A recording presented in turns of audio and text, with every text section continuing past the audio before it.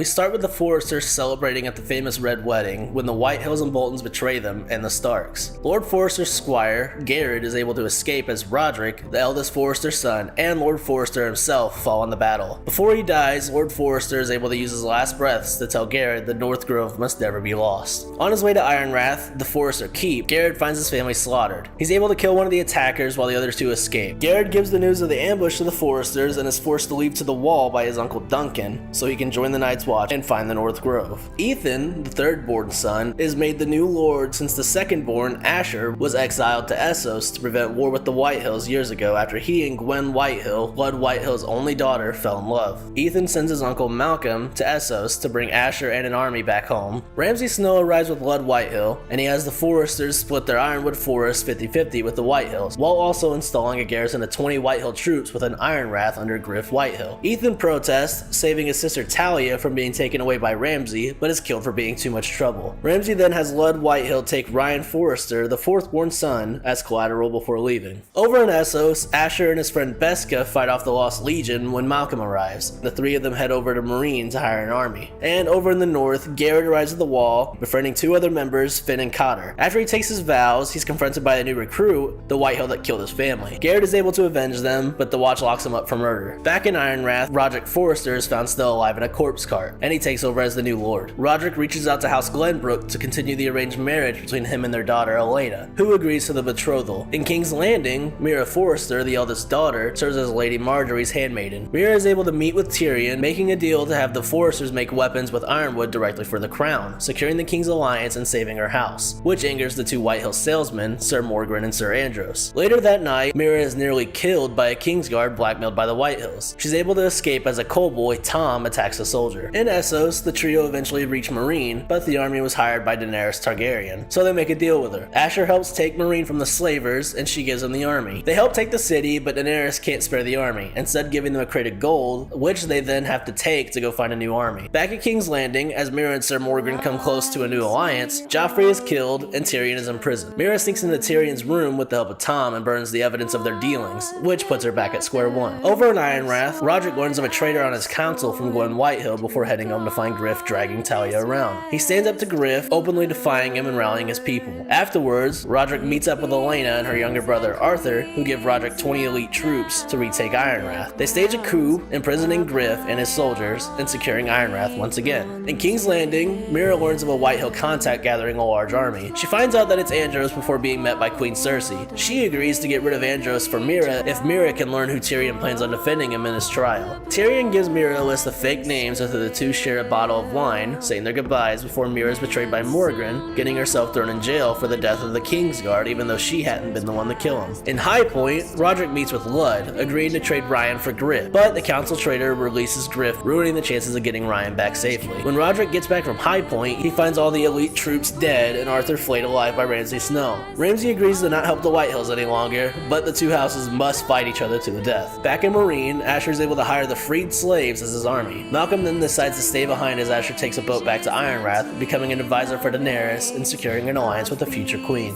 Back in Ironrath, Talia learns that Duncan was the traitor, and after Duncan reveals to Roderick that Asher is in trouble, he executes him, then rides to the docks to meet his brother for the first time in years. At the docks, Asher and the army get off the boat and meet with Roderick, but the reunion is cut short by a Whitehill ambush. Not willing to lose his little brother, Roderick sacrifices himself, holding off the Whitehills long enough for Asher and his army to escape. Over at the wall, Garrett is freed by Cotter, who reveals himself to be a wildling. They escape the wall with Finn and they find Cotter's sister. White Walkers end up attacking the group, killing Finn before the rest of the group escapes and stumbles into the North Grove, where they find the bastard children of Lord Forrester. In King's Landing, Morgren offers to marry Mira. He plans on betraying Ludd, and with Mira as his wife, he'll have the legitimacy to become Lord of Ironrath. Hoping to live long enough to save her family, she agrees, having Tom get executed in her stead. At Ironrath, Asher becomes the new lord and decides to feign surrender in order to poison Ludd and win the war. Gwen meets Asher and convinces him to marry her and finally put an end to all the bloodshed. Asher tries to call off the plan, but Lady Forrester refuses, lashing out at Ludd. Asher is able to kill Griff as Ludd escapes and the Forresters kill off the initial wave of Whitehills, but they're quickly overrun by the rest of the army. During the siege, Lady Forrester dies saving Asher and Ironrath is lost. As the Whitehills march in, an injured Asher is saved by Royland, who stays behind to ensure he can escape. Back in the north, Cotter dies and Garrett leads the army of the North Grove towards Ironrath, not knowing that they've already lost. And after the credits, Asher is saved by Gwen and Talia, the last survivors.